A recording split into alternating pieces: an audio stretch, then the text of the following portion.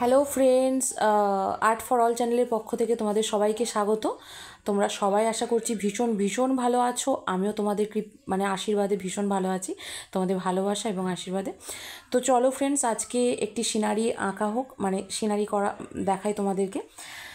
তো দেখো, একটি গাছ এঁকেছি, বাঁ দিকে একটি গাছ এঁকেছি এবং ডান দিকে একটি ঘর এঁকেছি।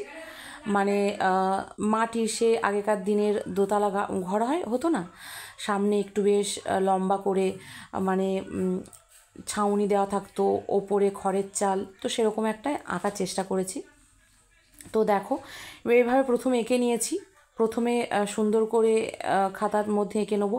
আর একটা জিনিস কি, যখন তোমরা আঁকবে, তো যখন আঁকবে তখন বোর্ডটা রাখার চেষ্টা করবে, ঠিক আছে? বোর্ডটা রাখলে কি হয়, আঁকলে পেছনে যদি বোর্ডটা থাকে তাহলে ভালো হয়, ঠিক আছে?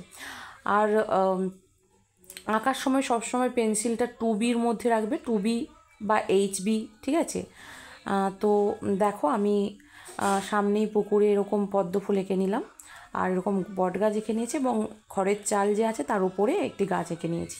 এবারে একদম আকাশে চলে যাবে, একদম প্রথমেই আকাশ থেকেই রং করা শুরু করবে। তো রং তো সবাই অনেকভাবেই করে, কিন্তু রং যখন এক্সাম দিতে যাবে না, এক্সাম পরীক্ষার, দেখবে ড্রয়িং এক্সাম হয় বা কোথাও আঁকার কম্পিটিশান হয়, খুব তাড়াতাড়ি করতে হয় জিনিসটা, টাইমের মধ্যে শেষ করতে হয়। তো তখন না রং কমপ্লিট হয় না, হয়তো কোথাও ভুলে গেছি, কোথাও ছেড়ে এসছি, এরকমও হয়। তো সেটা যাতে না হয়, সেটার জন্য কি করবে, আগে আকাশে রং করে দেবে, একদম আকাশি করে নিলে তারপরেই ইয়েলোটা যেখানে যেখানে দেওয়ার আছে সেখানে দিয়ে দেবে। গাছে, তারপরে মাটিতে, যেখানে মাটিতে ইয়েলো দেওয়ার আছে, বা খড়, এই যে খড়ের চাল থাকলে খড়, তো এরকম এরকম ঝোপঝাড়, এরকম এরকম সমস্ত জায়গায় একদম ইয়েলোটা দিয়ে দেবে, হলুদ রঙটা দিয়ে দেবে। তারপরেই এবার আমি ঘরে একটা হালকা বেগুনি কালার দিয়েছি।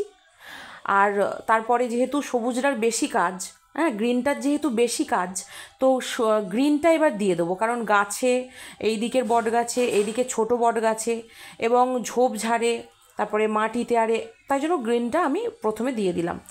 তারপরে গাছটা ব্রাউন কালার দিয়ে দেবো, ব্রাউন কালার নিয়ে, সুন্দর করে ব্রাউন কালার নিয়ে তার ওপরে হোয়াইট কালার নিয়ে শেডসটাকে ভালো করে মিশিয়ে নেব, ঠিক আছে? তো এইভাবে মিশিয়ে নেব। আর তারপরে ডিপ ব্লু নিয়ে এবারে একদম নিচ থেকে জাস্ট রেখা যে আছে, গাছের রেখা, সেই রেখাগুলোতে সুন্দর করে। আর একটা কথা, আমি তো একদম ড্রয়িং যারা পারে না, একদম নতুন ড্রয়িং যারা শিখছে নতুন, তাদের জন্য ভিডিওটা আমি এনেছি, যাতে খুব সহজে একটা সিনারি কিভাবে আমরা আঁকতে পারি সেটাই তোমাদের সাথে আমি শেয়ার করছি, খুব সহজে, ঠিক আছে? তো দেখো, তারপরেই আমি ওখানে খোলার চাল যেহেতু করেছি, খোলার চালে রেড দিয়ে দিলাম।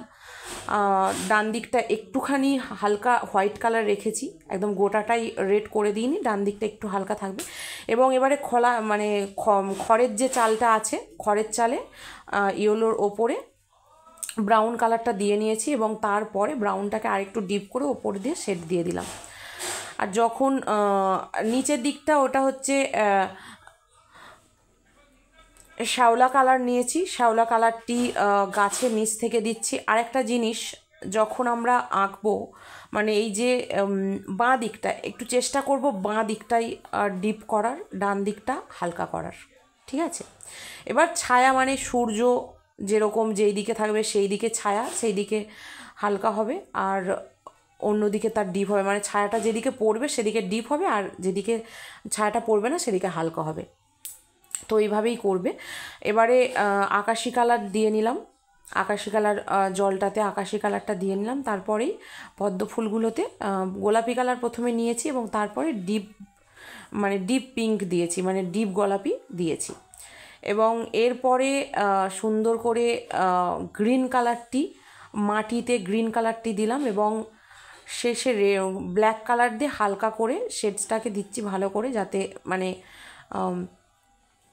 জানালাগুলো, দরজাগুলো বোঝা যায়, তার জন্য একটু গাছের বাঁ দিক ডান দিকেও হালকা করে ব্ল্যাক কালারটা দিয়ে দিলাম।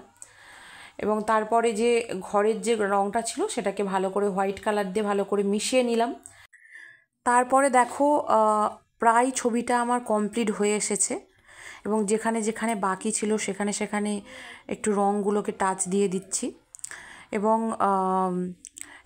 আকাশিটা নিয়ে আরেকটু নিচে, মানে আকাশটা আরেকটু নিচে করে নিলাম, এবং ডিপ ব্লু নিয়ে পুকুরের বাঁধ মানে এপারে আর ওপারে একটু ডিপ করে দিয়ে দিলাম। তো দেখো এবারে আমার ড্রয়িংটা কমপ্লিট হয়ে যাবে, এবং ব্ল্যাক নিয়ে আমি গাছের ওখানটায় দিয়ে দিলাম।